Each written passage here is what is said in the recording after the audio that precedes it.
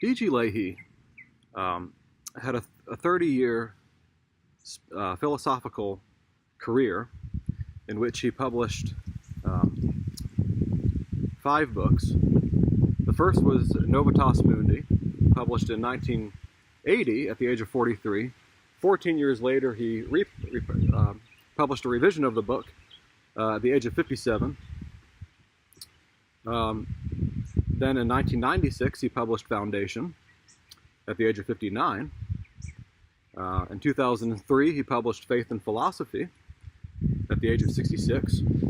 At the age of 73, he published Beyond Sovereignty and The Cube Unlike All Others. Now, these are all very difficult books, and each of them has to be reread back and forth, several times over. Very difficult material.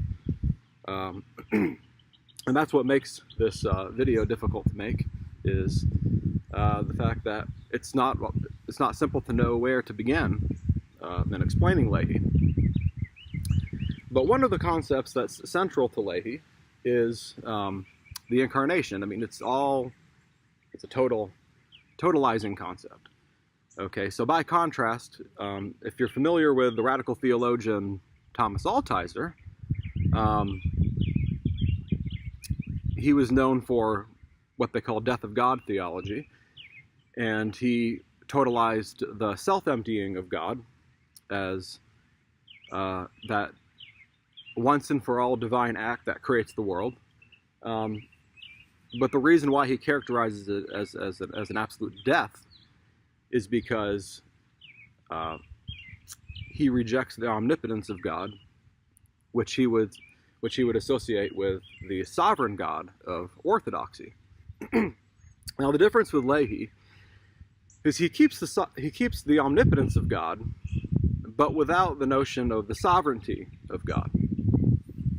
Okay, so what this means is that God can become totally incarnate without the necessity of emptying God's self. Now, this total incarnation, which creates the world, in which God becomes the world as well, is an incarnation in which God is all in all, as God is in Altizer. However, there's no limit to the creation. So it keeps on multiplying, and there's no necessity of death. And if you go further down the rabbit hole, there's no necessity of space. There's no abyss. There's no gappiness in anything. But the Creator is infinitely multiplied through the Incarnation, through the creation of creatures, in which every creature is an absolute other that co-abides in the universal body of God. There's no separation or boundary between these creatures. There is an absolute difference, but there is no necessity of a gap or a separation between creatures. So each creature, as an absolute act of creation, as an absolute act of creating, which is an absolute act of being, an absolute act of existing, is a particular instance of created omnipotence. Okay, so the God that creates the world in the absolute beginning is uncreated omnipotence. But through the absolute multiplication of the Creator through the Incarnation, each existing creature is an absolute instance of created omnipotence. Now, to say that each creature is an absolute instance of created omnipotence is to say that omnipotence is, this is the way that Leahy says it, he says, omnipotence is properly lacking to created omnipotence. It's properly lacking to the creature, right? So what does this mean? Well, one way of explaining that is to suggest that the creature does not create from nothing in the same way. And it's not even, I should also mention this, this is not creation from nothing. in the sense that we see in Augustine or Thomas Aquinas. But this is creation absolutely after nothing, right? This is creation is the absolute negation of nothing, the absolute negation of any abyss or void that could have been there in the beginning. So what this is created omnipotence is a repetition of creation from within the creation. And so the creature, as created omnipotence, is working with other creatures and what's already been created in order to innovate it, in order to create something new, a new creation, within the midst of the creation which is already here. Now, omnipotence is a very strange concept. And for Leahy, omnipotence has to do with the fact that it's not a matter of sovereignty, that God controls things, and so on and so on. But omnipotence means that there is no absolute limit to creation itself. It means that the capacity to create is infinite. Now, this doesn't suggest that God is an infinite being, always already there, but infinity simply means that there's no limit to the multiplication of finitude in the creation, right? There's no limit to the finite. So it infinitely differentiates, it infinitely multiplies. Now, I have a quote that I like to read from his book Foundation, and this quote has to do with a lot of different things, but it has to do with partly the universality of the absolute edge of creation. And this absolute edge is completely exterior. It is the universality of the absolute beginning, which is always everywhere. So I'm going to read that. What now for the first time is conceived essentially is the apocalyptic vision. There is no temple in the city. Nothing whatsoever is hidden. The body itself is clothing itself. Clothes do not cover the body, but reveal the essence of the body, manifest the essentially artefactual structure of the body, reveal the world to be such a novelty that man cannot stand even so much as to be a participant, so as to merely take part in the creation of the world, avoiding thereby the absolute responsibility of creating a new world. The literal truth of the fact that the body is the temple of the divine spirit now begins to be understood. Since the divine spirit, qua first-time experience of the perfect edge of the other, takes up no room whatsoever, there is no end to the artefactual surface of the body.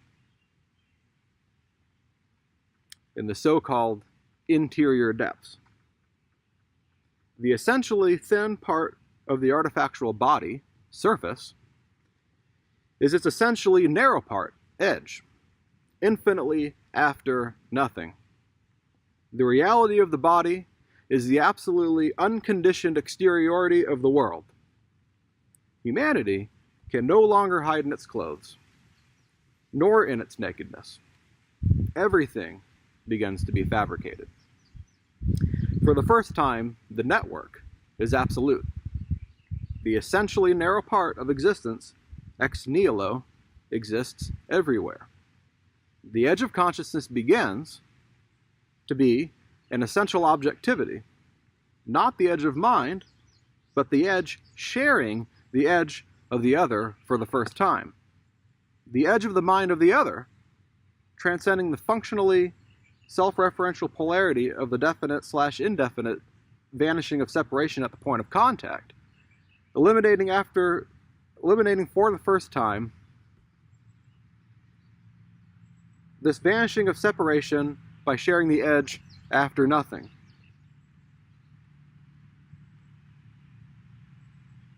Of the essentially different reality of the other, experiencing the other as identical with the novelty of every part of the edge.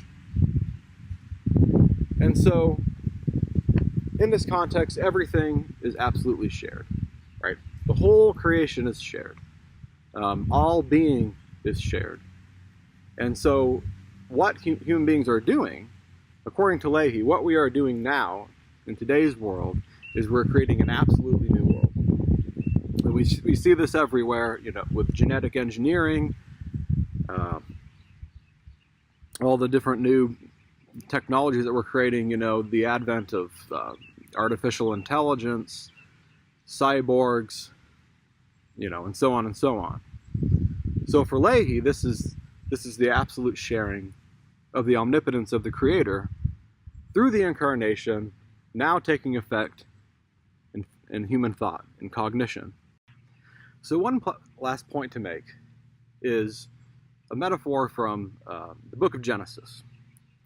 So thinking about creating, like how do we go about creating this new world?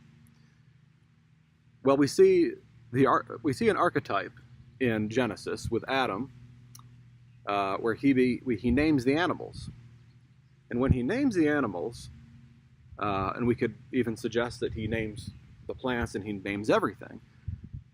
Well, we could compare that to what human beings have been doing through all of our different academic disciplines, all the different sciences.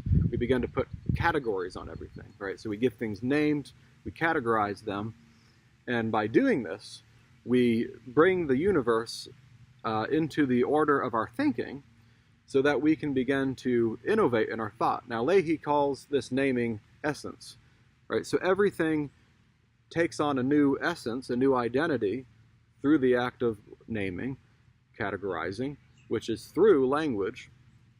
And this is what allows us to begin to just recategorize everything in such a way that we have an order that we can work with, and then in working with this order, we can create a new world.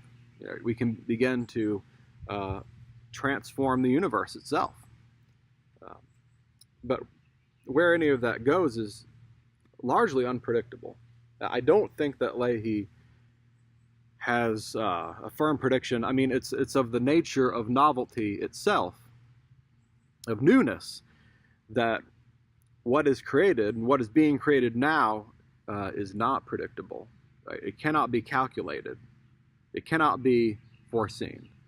And so, just as, with the Big Bang, I mean, you think about that, in the absolute singularity at the beginning, there's no presupposition of what's going to come about. There's no presupposition of what's going to come into existence. But everything which comes into existence does so unpredictably and as something completely new and unforeseeable. So in that regard, there's no overarching plan. There's no overarching purpose to existence. And this isn't to say that existence is not purposeful, but what we call purpose or meaning.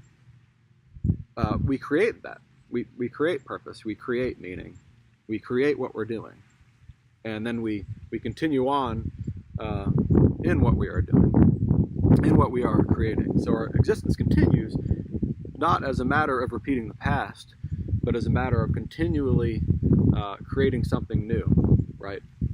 In other words, there's no continuation of the past, but there is a continuity of the original creative discontinuity of the original act of creation, which multiplies itself through the Incarnation, through creatures. So hopefully that helps.